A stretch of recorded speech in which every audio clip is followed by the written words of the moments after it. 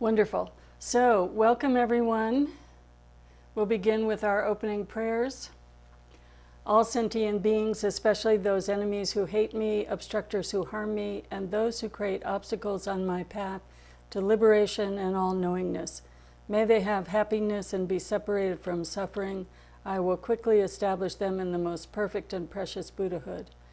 All sentient beings, especially those enemies who hate me, obstructors who harm me, and those who create obstacles on my path to liberation and all-knowingness, may they have happiness and be separated from suffering. I will quickly establish them in the most perfect and precious Buddhahood. All sentient beings, especially those enemies who hate me, obstructors who harm me, and those who create obstacles on my path to liberation and all-knowingness, may they have happiness and be separated from suffering. I will quickly establish them in the most perfect and precious Buddhahood. Thus, until I achieve enlightenment, I perform virtuous deeds with body, speech, and mind. Until death, I perform virtuous deeds with body, speech, and mind. From now until this time tomorrow, I perform virtuous deeds with body, speech, and mind. In the Buddha, the Dharma, and the Sangha most excellent, I take refuge until enlightenment is reached. By the merit of generosity and other good deeds, may I attain Buddhahood for the sake of all sentient beings. In the Buddha, the Dharma, and the Sangha most excellent, I take refuge until enlightenment is reached. By the merit of generosity and other good deeds, may I attain Buddhahood for the sake of all sentient beings. In the Buddha, the Dharma, and the Sangha most excellent, I take refuge until enlightenment is reached. By the merit of generosity and other good deeds, may I attain Buddhahood for the sake of all sentient beings. As earth and the other elements, together with space, eternally provide sustenance in many ways for the countless sentient beings, so may I become sustenance in every way for sentient beings to the limits of space until all have attained nirvana. As the Sugatas of old gave birth to the bodhicitta and progressively established themselves in the training of a bodhisattva, so I too, for the benefit of beings, shall give birth to that bodhicitta and progressively train myself in that discipline. At this moment, my life has become fruitful. I have realized my human life. Today I am born into the family of the Buddhas. Now I am a child of the Buddhas. From now on, I will forthrightly perform the actions befitting my family. I will act so as not to degrade the faultlessness and discipline of my family. Just as with a blind man finding a jewel in a heap of dust, thus somehow bodhicitta has been born in me. This is the supreme Amrita which destroys death, the inexhaustible treasure which removes the world's poverty. It is the supreme medicine which cures the world's sickness, the tree which provides rest for beings weary of wandering on the paths of existence. It is the universal bridge on which all travelers may pass over the lower realms, the rising moon of mind which dispels the torment of the kleshas. It is the great sun which puts an end to the obscurity of ignorance, the pure butter which comes of churning the milk of the holy Dharma. For travelers wandering the paths of existence, seeking happiness from objects of enjoyment, it is supreme bliss near at hand, the great feast which satisfies sentient beings. Today, witnessed by all the protectors, I have welcomed the sentient beings and Sugatas. Devas and Asuras rejoice. May all mother sentient beings, boundless as the sky, have happiness and the causes of happiness. May they be liberated from suffering and the causes of suffering. May they never be separated from the happiness which is free from sorrow. May they rest in equanimity, free from attachment and aversion. May all mother sentient beings, boundless as the sky, have happiness and the causes of happiness. May they be liberated from suffering and the causes of suffering. May they never be separated from the happiness which is free from sorrow. May they rest in equanimity, free from attachment and aversion. May all mother sentient beings, boundless as the sky, have happiness and the causes of happiness. May they be liberated from suffering and the causes of suffering. May they never be separated from the happiness which is free from sorrow. May they rest in equanimity, free from attachment and aversion. So good to see everybody and welcome. So for those folks who are new, we are studying Lojong, or the 7 points of mind training. And actually, I didn't realize this. We started Lojong in October of last year. So it has been a while. And Donna had asked last week about the references. And I know I pointed them out in October, but it's been a while since then. So there's some classic instructions. What I was trying to remember last week was Pema's book, and it's Start Where You Are, that gives the more thorough introduction to Lojong. But it is an extremely important practice that she teaches over and over again, and there will be references in lots of her books. And then this is Enlightened Courage by Dilgo Khyentse Rinpoche, and The Great Path of Awakening by Jamgun Khantrul Rinpoche, and Training the Mind by Trungpa Rinpoche. And in her lecture that was live streamed last week, she mentioned, I think it's a fairly new book by Norman Fisher. So this training system is used throughout the Mahayana. It's not unique to Tibetan Buddhism. So you will find some of the great Zen tradition trainings on Lojong. And I suspect Upaya has given many, many thorough teachings over the years. So I suspect that they have somewhere in their resources many talks and perspectives on Lojong, because it's it's completely training the mind. It's what we're doing with our Buddhist practice. So I wanted to begin today with a sense of how important the view is, that the view is not only the foundation, but it's the root of all of the practices that we're doing. And it's very difficult to study and train without an understanding of the root. So I think 2 weeks ago we talked about refuge and how important refuge is. But even or equal to that is an understanding of Buddha nature, that the root view is that there is an original perfection. And teachers explain it in many different ways. I'm fond of this way in terms of seeing a crystal that's covered by layers. So it could be a very thick, heavy layer. It could be, like the heaviest winter coat that you could imagine. It could be a gauze-like covering, or it could be just dust. But our nature is this original perfection that is not only perfect in every way, but it can never be damaged in any way. So these different kinds of claws can cover it, but they never mingle with it or make it in any way less than perfect. And so this is a very different root understanding of the nature of our minds and the nature of reality that we may have grown up with. We may have grown up with an exterior deity that was perfect, and ourselves as being great sinners and needing the deity to take away our sins. Whereas this is saying we have a mind that's perfect, and there are obstructions and coverings that don't allow us to see the perfection of our mind, but it's our responsibility to work with those coverings.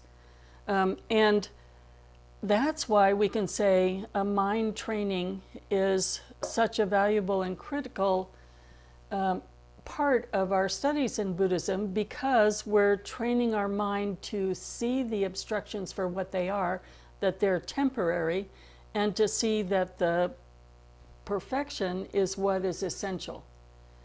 And it's very important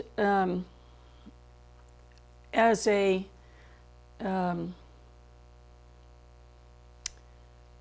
antidote to discouragement.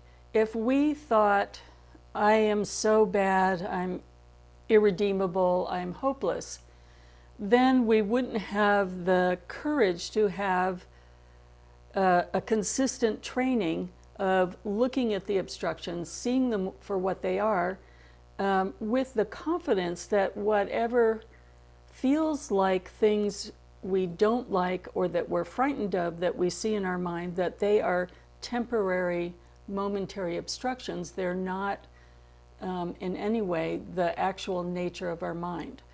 So one of the things we want to be careful of is to listen to the teachings in a way that we are hearing that this is a pathway to that perfect nature, that we are all perfect in our essence, and that our job is to look at these scary things, or to look at these obstructions that we wish weren't there. And that it actually can be more and more inspiring that we're able to see them, that we're able to see them for what they are, that we're able to see that they are something that the more we work on them, the less oppressive they are, that the more we work with our mind, the more clarity we have. It may be that we're seeing the obstructions more clearly and seeing how difficult they are to work with. For instance, anger or desire, and desire in the sense of addiction, the addictive quality of desire and the addictive quality of anger. They might seem many times to be omnipresent, and that it's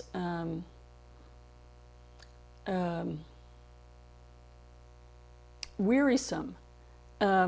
However, that is a point of view that doesn't take into the fact that our Buddha nature is where we're heading, and the more we clear, the more we're able to see, oh, this obstruction is really hard for me.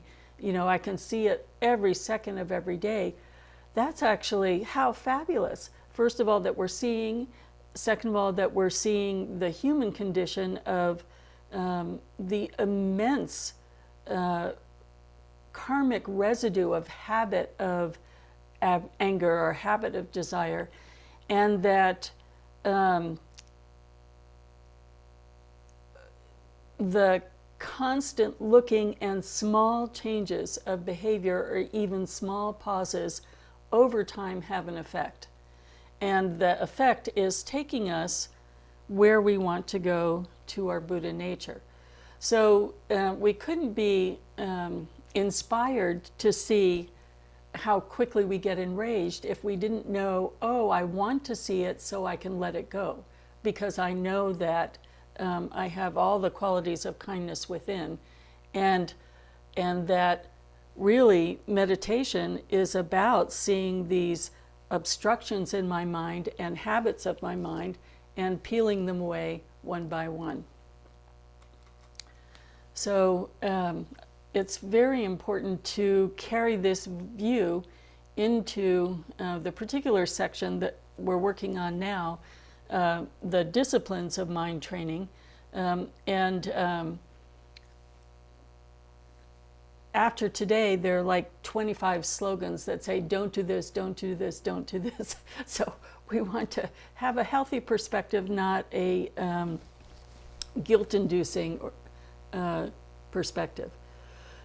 So the slogan for today is, change your attitude but remain natural. And I'm just going to put that in the chat box.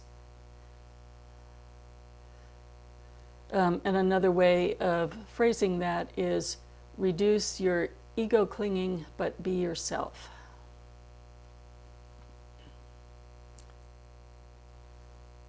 So we're in the 6th of the 7 points, And today, change your attitude but remain neutral. So I was thinking when we were saying the opening prayers, it is all right there. Change your attitude. The attitude of all sentient beings, especially those enemies who hate me, obstructors who harm me, may they have happiness, and the causes of happiness, may they be liberated, etc., etc. That is not normally in samsara our attitude. Our attitude is more, how can I use this moment for me? How can I get what I need from this moment? How can I maintain a level of mental, emotional security? Essentially, as I think of the Muppets, Miss Piggy would say, it's all about me.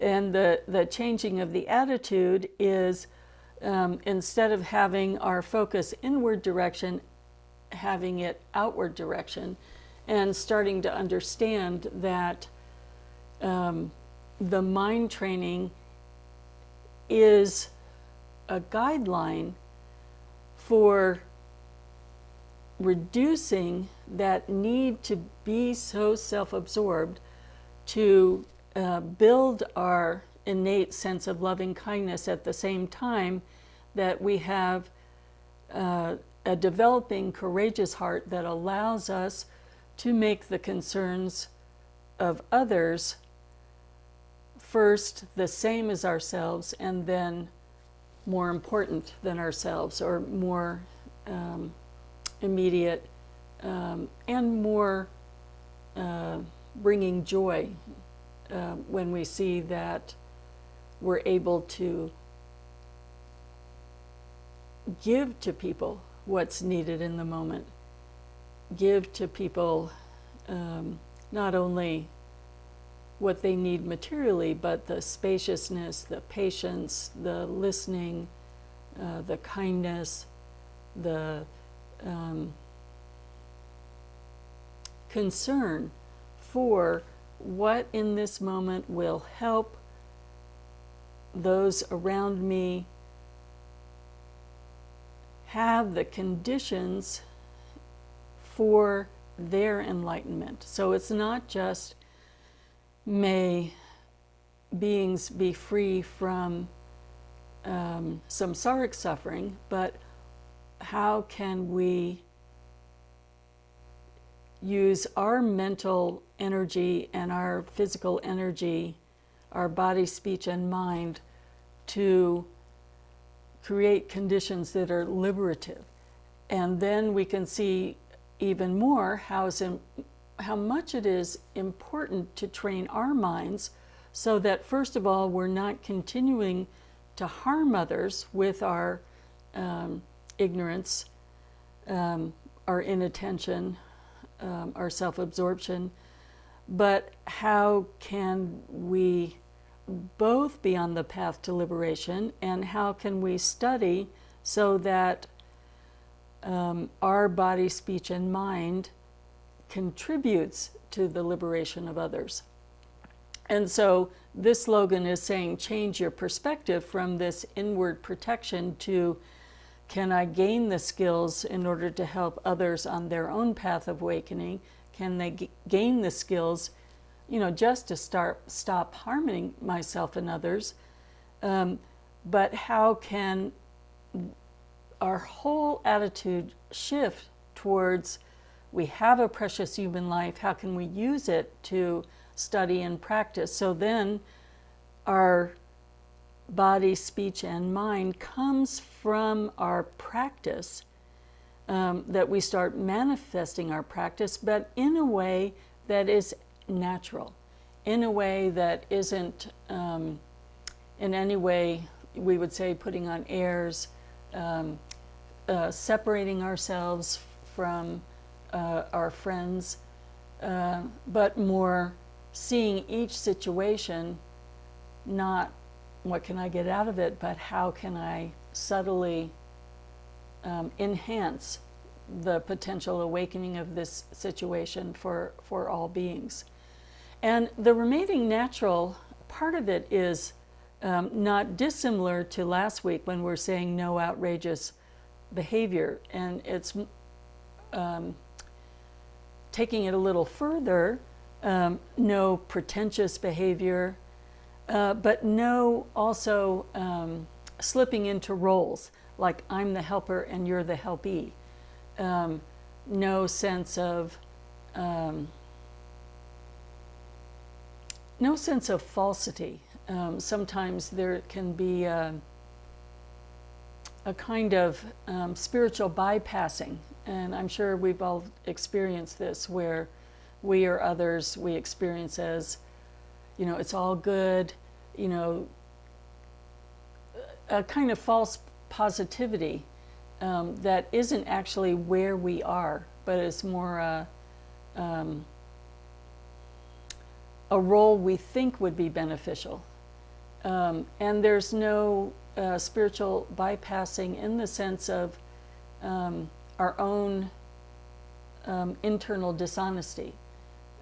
Remaining natural is seeing exactly where we are and offering that in the way we can, not pretending to be different than where we are. So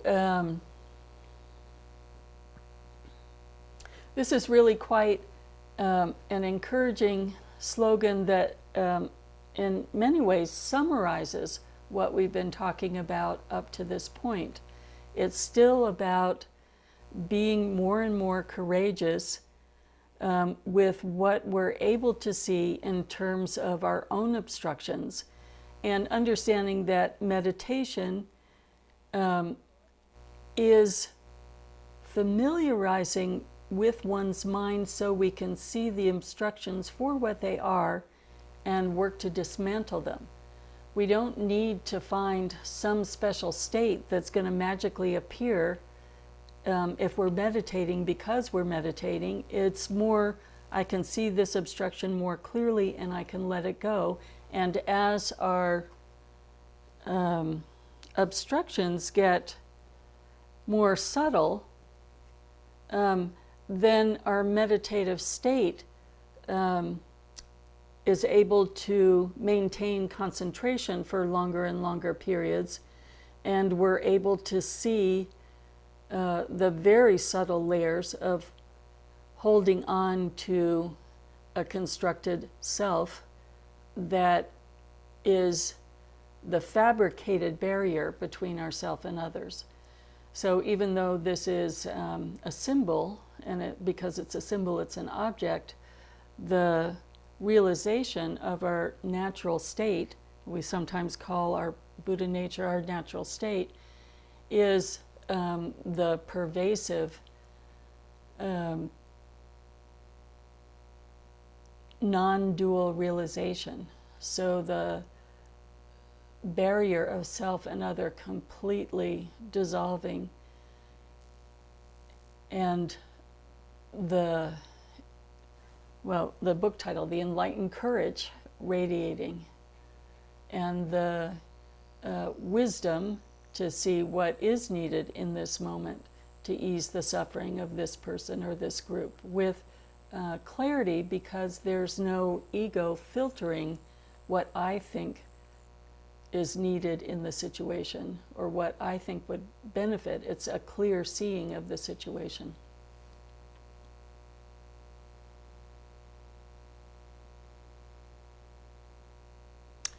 But it all goes together with our capacity to see our own obstructions, not as failure, but as an essential purpose of the stage of meditation that we're in. We want to see our own obstructions clearly. We want to see their root. We want to understand the root and dismantle the root. And as we dismantle the root, we don't have to do anything about what we imagine a beneficial meditative state is, because without the covering, that's all there is. So when I know often in these Sunday discussions, people feel like they wish progress was faster. They're seeing how pervasive the obstructions are, the anger or the self-absorption, the need for security. That's it. That's exactly what we're doing. And it's a joy to be able to see them. Because if we can see them, we can find how workable they are and how, from many different perspectives, how to simply melt them away. So let's contemplate this a little bit this morning, the connection between wanting to see our shadow, as Pema would say, wanting to go to the places that scare you,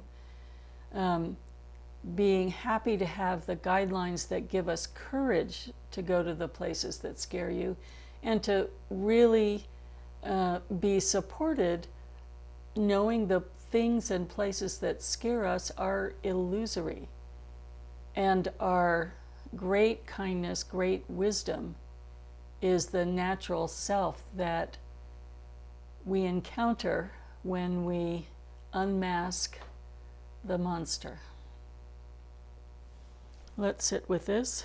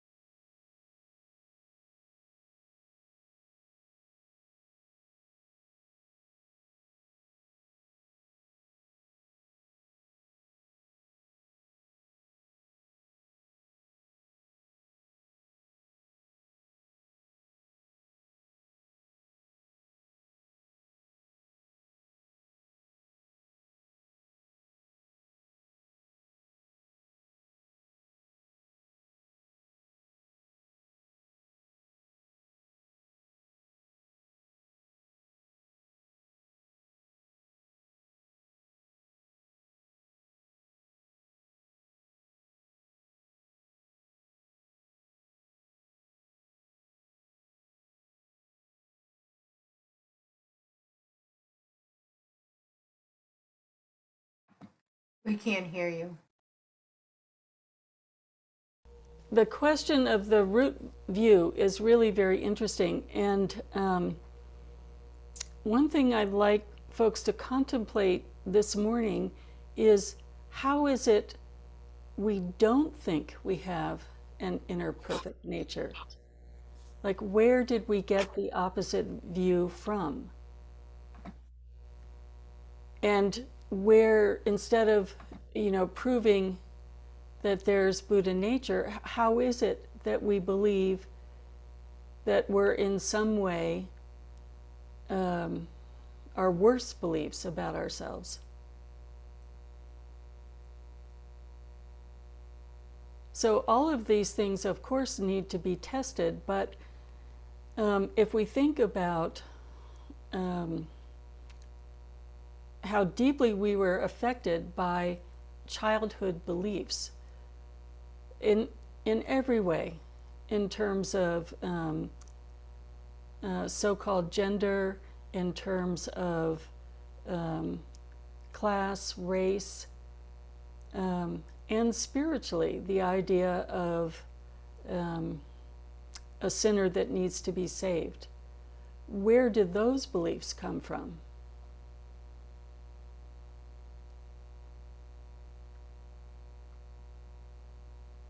And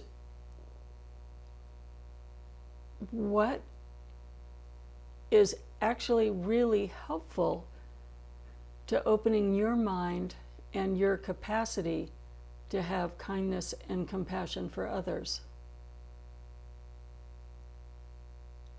Until we realize it directly, what actually is beneficial?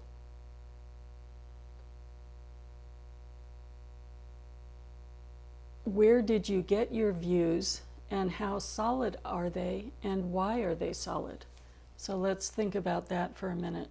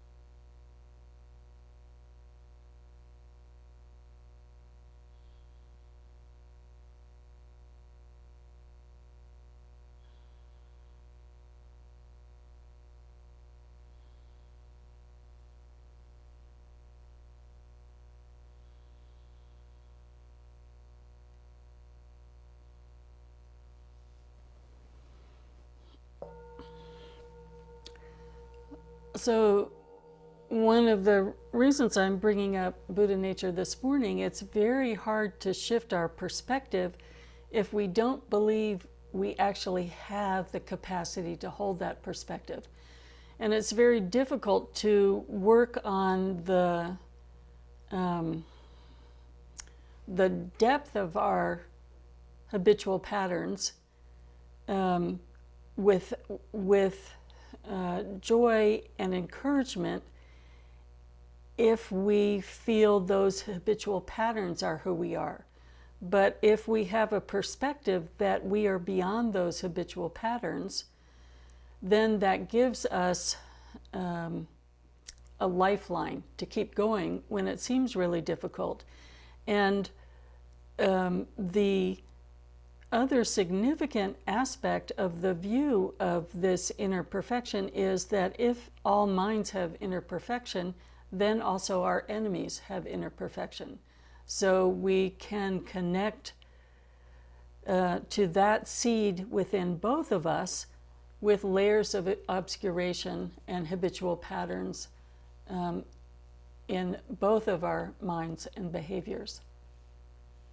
So the view is an extraordinary support on the path of awakening and working with all of these suggestions on how we can train our mind to make that shift in perspective.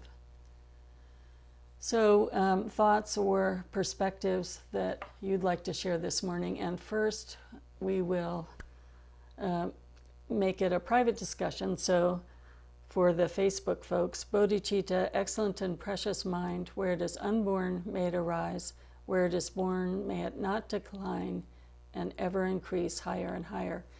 And to those folks on Facebook, we, in August, will be starting some of the somatic exercises as maybe a half hour before this class. It seems like a perfect August thing to do, and I'll talk more about that, and they'll be in the newsletter and on our website.